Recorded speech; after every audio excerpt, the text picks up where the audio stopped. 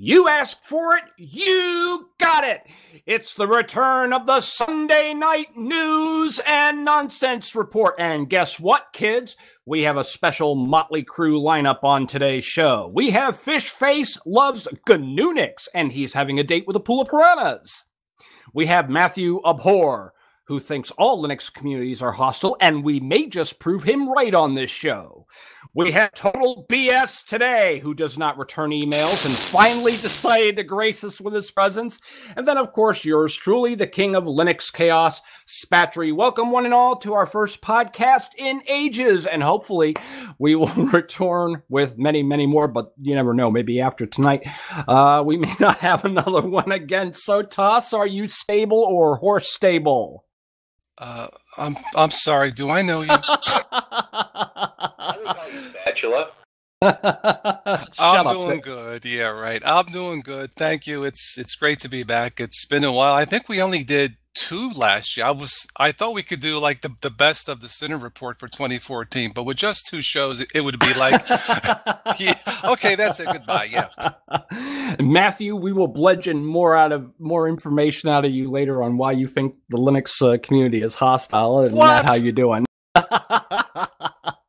Yeah, I'm doing pretty good. I think it all starts with cupoflinux.com. Cult of Linux. I love it. Oh, goodness. We're going to burn the building down for Linux. Exactly. And we're all going to be in it baptized in gasoline. And Fish Face, how was your date with the piranhas?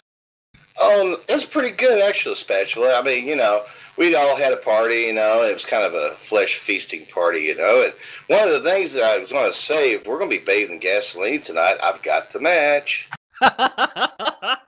Linus Torvald still deciding Linux 3.20 or Linux 4.0. Back in 2013, Linus Torvalds talked about renaming Linux 3.20 to Linux 4.0 when the time came. But as talked about in several articles since then, there has been much communication of whether the in-development Linux 3.20 will be branded as Linux 4.0. But Linus does have a poll on his G Plus page. So for those of you who are following Linus's feed, there is that poll. The choice that goes, I like big versions, and I cannot lie, is at 44% presently. And version 4.0, because I get confused easily, has 56% of the vote. So it looks like we're going to be looking at Linux version 4.0 right after 319. What you got, Toss? I just had a random thought. Linus should have his own show. Like, instead of I Love Lucy, I Love Linus. I think it has a nice string to it. But anyway. I'm surprised the GNU community doesn't say that is GNU Linus. Never mind. I'm sorry. Do you GNU? No, thank you. But, well, I guess the biggest open source Linux news of the week has to be the Ubuntu phone selling out in rather rapid time in the UK. I guess I saw that today. Yeah, I guess after selling many, many thousands of units, their server crashed at least once, maybe twice, but they were able to sell out all the phones. Now, this is the very first mass-marketed Ubuntu phone from a company called BQ. I believe there is another company coming out with one next month called Misu. I think it's a Chinese company, but the phone sold out. It is available only in the UK. But Spatry, look, I think this was fixed because this is available in the UK, in the Ubuntu kingdom. So when you have the Ubuntu, oh wait, the UK stands for something else. Never mind. Say, Toss, does that have that feature like the smartwatch that... Oh, will you stop it? Oh, my God. I know. I feel like I'm in a zombie movie here, I'm sorry. I couldn't resist. Fishman, what you got? Oh, we got Dell's line of Linux laptops expands, including new MacBook Pro competitor. The M3800 mobile workstation launched recently, and rejoice Linux lovers, the powerful, flexible MacBook Pro competitor is also available with Ubuntu Linux thanks to Dell's Project Sputnik endeavor. And as we can look at this deeply, It says that the actual book itself is going to be XPS 13 Ultra book with Linux on it. Yes, that's Linux, not anything else. The latest super sleek version of the XPS 13, which PC World Hardware editor Gord Maung called a MacBook Air killer. Get that, folks. And, it's really interesting to see all of the, computers are, manufacturers are stepping up to the plate because, in the past, we know that Dell has had computers that ship with Linux. And then, of course, HP has as well. So this is excellent news indeed. And hopefully we'll be seeing that stuff on the store shelves. Oh, yeah. And I got a feeling that the Best Buy here in Lubbock, Texas is going to be one of the first Best Buys to actually have this model available to the public as soon as they get a shipment in. But they're already selling some Ubuntu and Linux Mint machines as we talk right now for about 2 years now. Now, it's my understanding, I guess, that some Best Buy retailers could it be independently owned or franchised and that sort of thing, so they'd be able to have that choice. Because I can tell you here locally, the only Linux computers you pretty much see in Best Buy, is the Chromebook. Matthew, what you got? Well, there has been a lot of uncertainty with the future of Microsoft and how terrible their sales are. Boo! Oh, go ahead. Well, it might be a celebration, but Hey. Recently, Microsoft has taken out a trademark on the name Windows 365, and we all know that Office 365 is an annual subscription service. There's a lot of rumors circulating that Windows may follow suit. I was interested in how the community felt about that. Well, I, for one, will say this. If they were to do that and make it a subscription-based service, that could probably be a big thing for the Linux community because, I'm sure people are going to be fed up by that practice, and they're going to end up looking at other alternatives, and at least that's how I see it. What say you, Toss? I did read about that. I'm not sure about that yet. I suppose they will need another type of revenue stream if Windows 10 is truly going to be a free upgrade, which I think is terrific. Then they need to replace that revenue for the first year. So it's pros and cons. I don't know. I think it's good news that Windows 10 will be free if that's true. As far as the 365 thing, I don't know about that one. What say you, Fish? Well, I kind of agree. Windows is searching for revenue and stuff like that. They're going to have to probably do the 365 thing, but at the cost of their consumer client base. Think about this, all right? Up until now, all your updates are free. And you have to go with a subscription base. That's going to be like a black eye to the consumer base that they have right now. And they're going to lose a lot more people, in my opinion, only. And I'm just basing that on years of using Windows and stuff and watching Microsoft go up and down with the market, mostly up. So if they do that, I foresee a lot of the Windows users coming over to Linux or some other alternative operating system. What you got, Toss? I was looking at a new distribution called Evolve OS. I just uploaded just a quick look this morning. Now this is something different. Apparently this is from their website. This is from scratch. It's a fork of the PISI package manager. I don't know where that's from. Forgive me. I mean, that just put a terrible thought in my mind. Pissy. Pissy. Pissy. Yeah, it's the pissy. Only you would destroy this fine. No, but it's something new. It has something called the Budgie desktop. It reminds me. I don't know if you guys have seen it. Pissy plug. I don't know if you guys have seen it, but it looks like Matthew. I don't know if you've seen, but it kind of reminds me of the Chrome OS, and I think that's what they're trying to somewhat copy. Now it is a beta. I looked at it and I know it's only a beta, but I kind of liked what I saw because it's different and it appears to be very lightweight and very user-friendly. But that's something new, and it's called Evolve OS. Sounds cool. Now, I haven't seen this PISI package manager. Maybe that's something I'll have to look at down the line. Okay, and next in my news feed from Ars Technica, and this has been something that's been hot for a lot of people, and that is the war on net neutrality. Well, it appears that the chairman of the Federal Communications Commission announced recently he would seek to reclassify broadband internet as a common carrier service so the government could enforce net neutrality rules, something that President Obama supports. Some telecom executives and Republicans in Congress are calling this an extreme and backwards proposal, and they're investigating the president's role in pushing for it. Now, to be honest with you folks, you know, we want to have a free and open internet, and so this is a play on our side. You know, the government, you know, as far as Barack Obama is concerned, you know, he's pushing to keep the internet free and open. So this is wonderful news indeed, and it's refreshing to see an article such as this.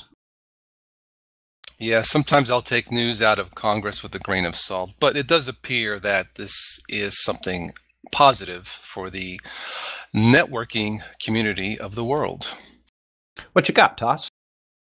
Well, here's something from your neck of the woods, a little bit of a nonsense. Ocoee, Florida. Oh, here it comes, folks. Thank you. Drum roll. Ocoee, Florida. This is, I know it very well. Ocoee, Florida? Ocoee. You never heard of Ocoee? Ocoee? No. All right. Where's that at?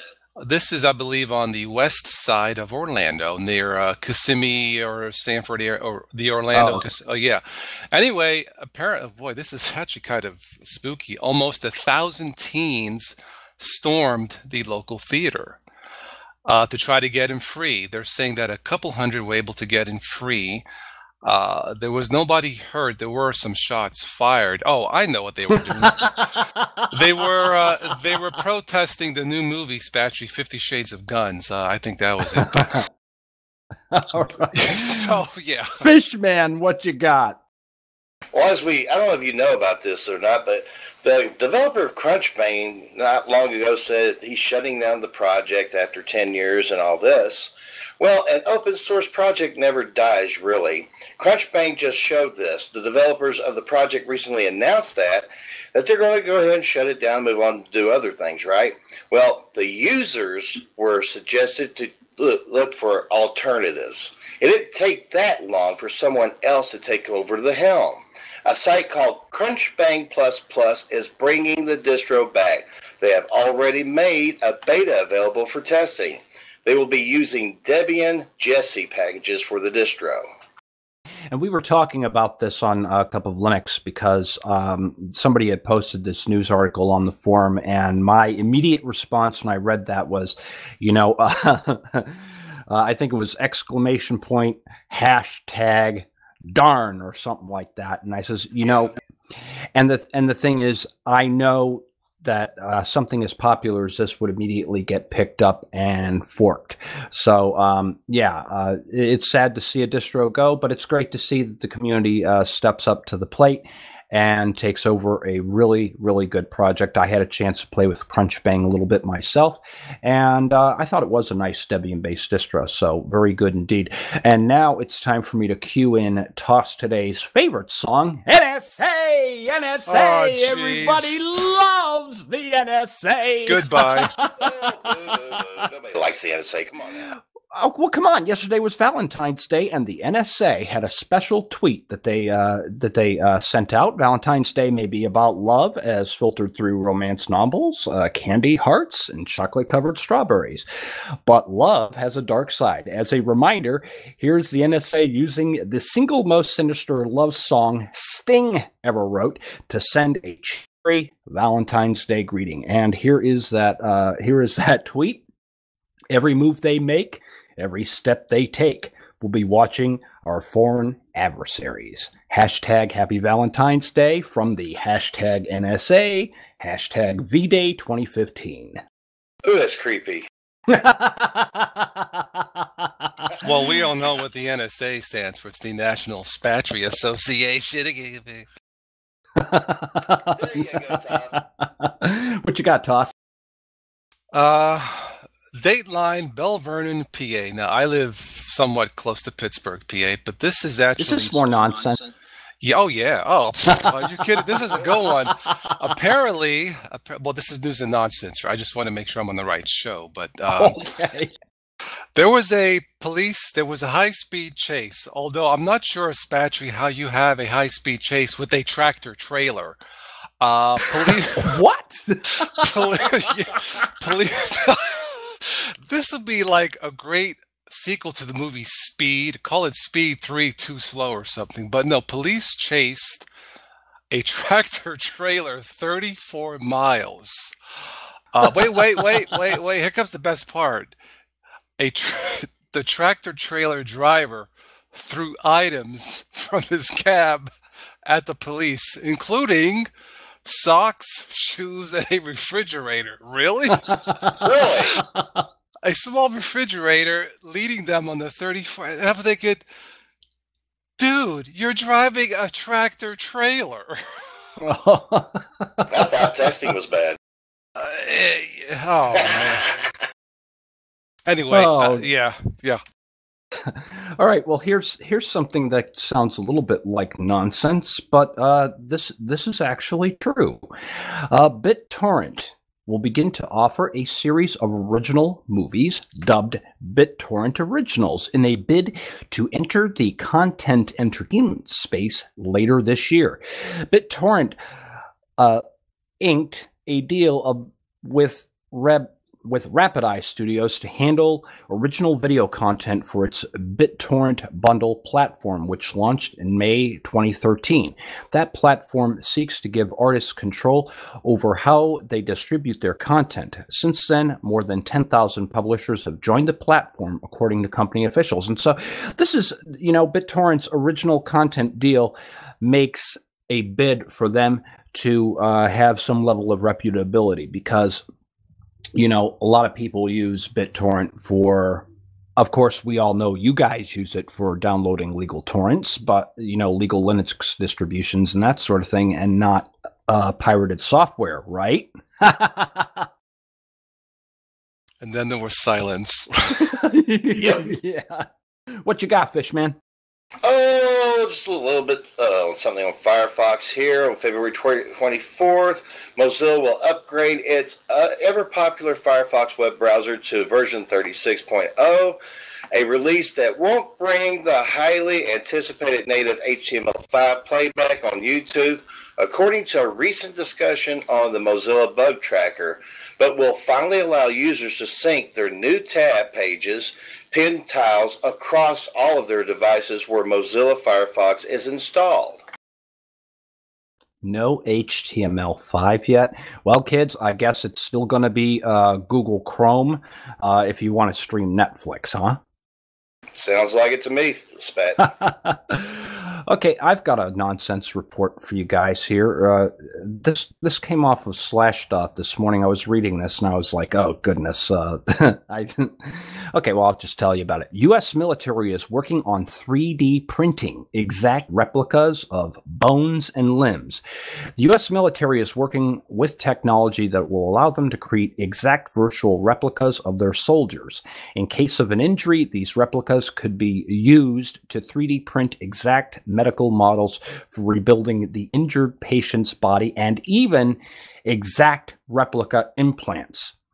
Could we all one day soon have virtual backups of ourselves that we can access and have new body parts 3D printed on demand? Interesting. Yeah, and my mind went in a very dirty place with this. I can imagine. Yes, I know what you do. Yes, but just imagine what this would change the face of medicine as we know it today. Because let's say you get in a car accident and end up losing one of your appendages. You could just have a new one replaced. That's yes. You could just go into aisle 10 of Walmart and pick one up on the shelf. No problem. Yeah, and if you don't like the appendage that you lost, you can have a bigger one made. I bet John Wayne Bobbitt liked that one. Oh, man. Yes, I went there. I would, yeah, but anyway. What else you got, Toss? Oh, let's see. I was just browsing through the YouTube. I would like to give Oh, I'm sorry. I would like to give a quick shout out to Frugal Tech on YouTube. He's somewhat fairly new. He responded to a comment, and the comment was, Mac owners are uneducated. And he responded to that quite well. But Spatry, I have a question. If this is true, then what's Matthew Moore doing on the show? No, I'm just kidding. Just kidding. I'm just kidding. I thought his name was Spatula all this time. Oh, it's Spatry. Okay, my bad. Yes, and I'm toaster today. Thank you. Yes. All right, and then let's move on to our major topic at hand. Is the Linux community hostile? What? Matthew? Yes and no. It can be very hostile depending on the point of view. There's a lot of new users that come in that start conversations with more advanced users, and they get the impression that things are very hostile because of the way that they're treated. I would probably argue that many of us, myself included, sometimes forget that not everybody is at the skill level we are. So me personally, I try to exercise a lot of patience to that respect, but I don't think everybody does. And I think it is one of the issues in a lot of online communities. I agree with you there 100%. And, that's, and we've seen a lot of Linux communities out there, and I'm not going to mention any names, but yes, I have seen communities, that where some members tend to possess an elitist attitude. We see communities where the newcomer is asked to, read the documentation and that sort of thing, or numerous other things. And, I know when I was new to the Linux world, I didn't know all of the correct terminology, so I didn't know the proper way to search for things. I wanted to do something and I couldn't, find that answer. And it wasn't until I, picked up on the correct terminology that I was able to, find answers and that sort of thing. And, in my experience with being a member of many different communities, and, one of the most hostile, I have to say, and I have to agree with what was said from numerous people, is that, the YouTube community can somewhat be can definitely be hostile. I know from personal experience there, people can just be downright abrasive.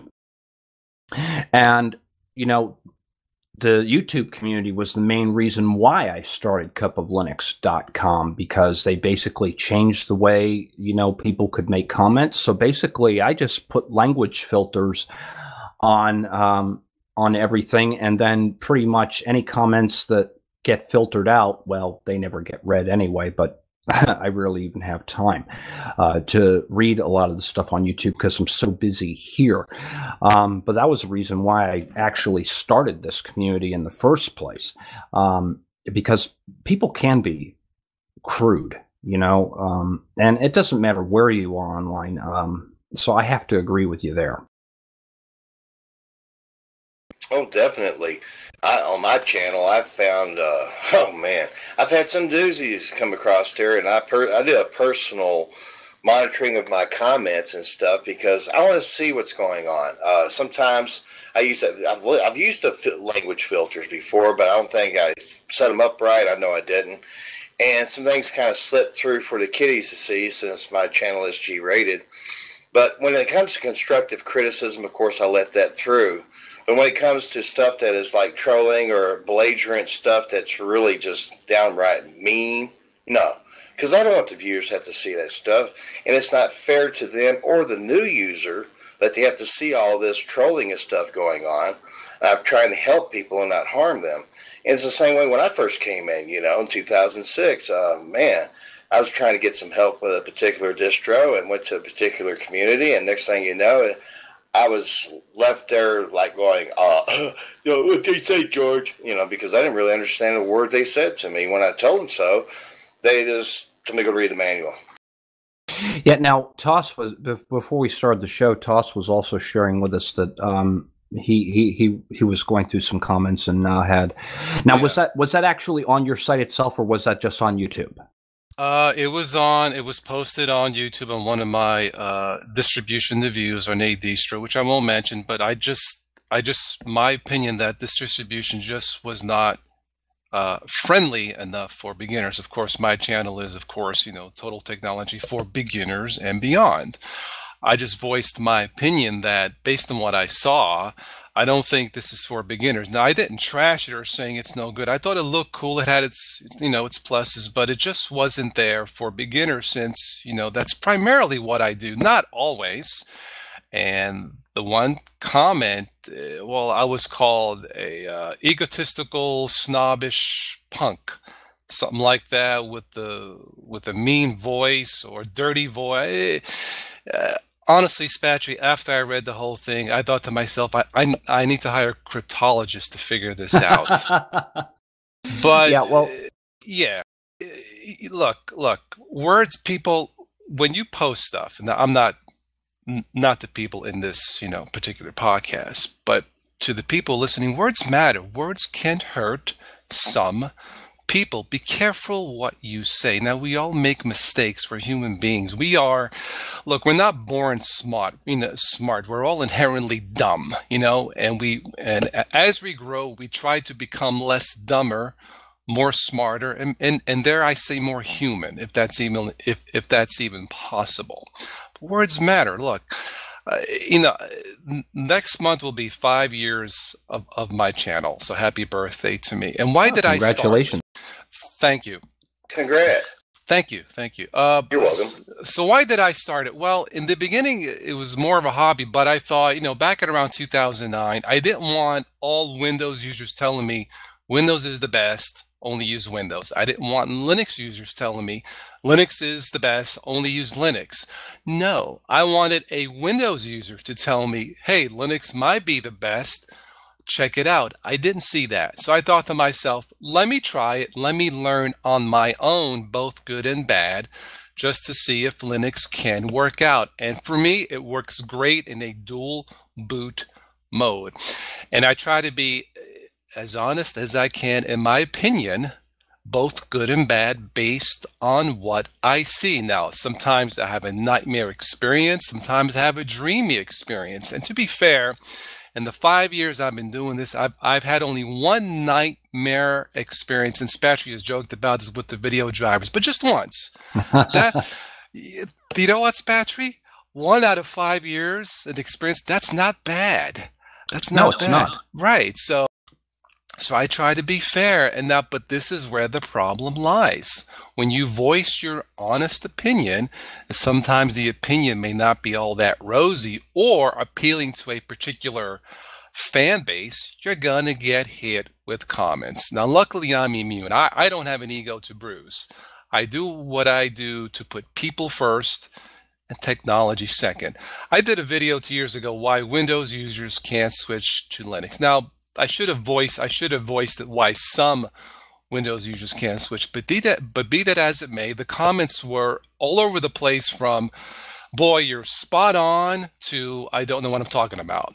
But what does that tell you? It tells me that everybody has their opinion. And if you have a negative opinion, I welcome negative opinion. I encourage negative opinion. Why? Because maybe I can learn from it, maybe something I didn't know.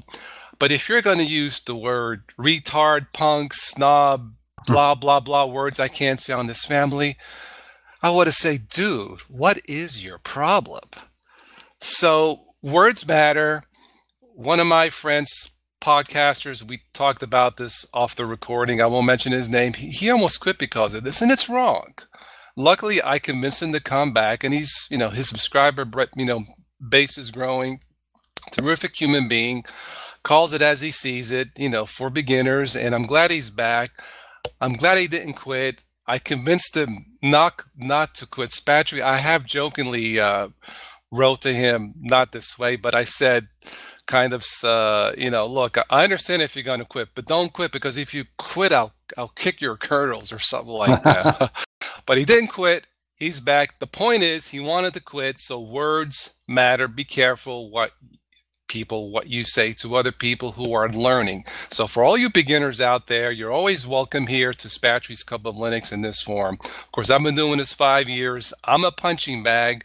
I can take it. If you have a question where maybe you asked the question on a forum and you were not treated with respect, ask me, ask Spatry, Matthew Moore, whoever. I'm sure they'll be happy to answer a polite question with a polite, intelligent answer. And that's why we put together this community, because, I mean, all of us have been members of different communities, and we wanted to have a place where people could interact. And we even added some additional features such as social networking, so that you can instant message with other people. We have the forum for posting your questions. We also have the chat room and the Mumble servers. And then, of course, we threw in Distro Hunt as well to recommend distributions to people and stuff like that. And we put a lot of stuff together to, try to at least, have a good resource people can use, and yeah, I know lots of people can tend to be childish on YouTube. I invited other show hosts to come in and that sort of thing. And, I know Matthew, he does his fair share on here with his distributions and that sort of thing. And Matthew also has his tech cafe where he's got video chat. That's something we don't have set up on our end of things, but I'll pop in on his tech cafe and chat with him there. So that's always good that he's got that going. And Fishman always jumps in, and he's always contributing stuff. So we do have a friendly community. We always have plenty of staff on. Anytime you come in on the mobile server, I realize, Matthew was mentioning in his video that he was in a discussion with somebody, and it got a little bit heated. But when I was speaking with the moderator who was on at the time, at least the conversation was civil, because usually the moderators will take care of people who cannot be civil. So for the most part, I think we've got a pretty solid community here. A lot of went into it. We've got great people who have stepped up to the plate, and they volunteer their time, when they're in interacting. So we try our best to have a really nice community that everyone can enjoy. Any final thoughts on this, Matthew? If you're a moderator of a community or even a member of a community, well, to put it quite simply, don't be an ass. I have a question, if I may. Let me give an example to all the trolls out there on how to ask a polite question with a slight rant tone. Matthew, I have a question, sir. Is there any freaking way to hook up an iPad mini to my Linux Mint? No, what the heck are you talking about, you stupid? So, folks, that is not the correct answer. Nope. How do you like me now? Not. That was a real question, but I've tried, Matthew, and it doesn't work. So I'm assuming there is no way because of the lockdown software. Is this true? Well, the answer is to actually throw away the iPad and get an Android. Oh, gee, thanks. At least that has the Linux kernel. Well, that would be the best solution. But there is the lib mobile library. You can install that, but you're not going to have the access that you would with iTunes. It's just not going to happen. Yeah, okay. No, that's fair. I bought my first Apple product. I've had polite requests in the past to not forget Apple users. I haven't. I bought a refurbished iPad mini, and to be fair, the performance is actually better than my Samsung tablet. So I give credit where credit is. I just wish it was more freaking user-friendly. Doesn't come as a shock, but anyway, that was my question. Thank you for your polite reply. You can use Clementine and Banshee to do music, but as far as pictures and videos go, you're pretty much on your own. I think I tried it with music. It didn't work, but I don't know. I'll try it again. Fishman, you got any thoughts? Oh, my final thoughts on this is like this, okay? You're swimming in with the piranhas still, aren't you? That's right. No, my final thought, Spat, is this, man. As long as we look at ourselves individually, I can't change nobody but Fishman, okay? If I catch myself being rude to somebody or somebody else catches me and they say, "Hey, Fish, that was really rude of you to say that to the person," and I go, "Well, what did I say? I may forget, because you know me, I forget a lot. And if I do, I'll always come back and try to apologize, make amends with that person, and let them know I really wasn't thinking. I am real sorry about that. And the reason why is because I don't want to be treated that way. I want to be treated like I'm treating others. So if I'm treating other people with love and respect, I expect that same respect and love back." And I can just sum this up in one short little phrase that a wise man once told me. And that phrase is, be the change you want to see in this world.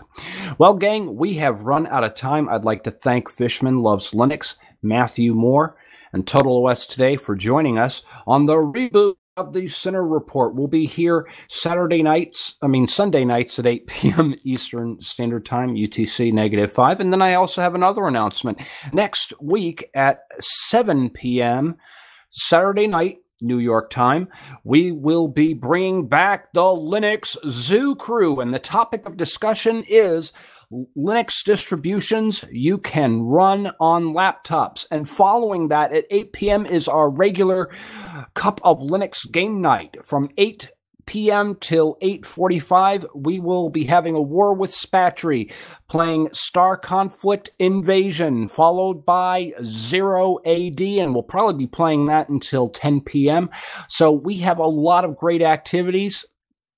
Lots of great stuff are happening at cupoflinux.com. And of course, if you are a developer and you have an up-and-coming Linux distribution, be sure to submit your distribution on distrohunt.org. Your submission may appear on a future episode of Spatry's Cup of Linux.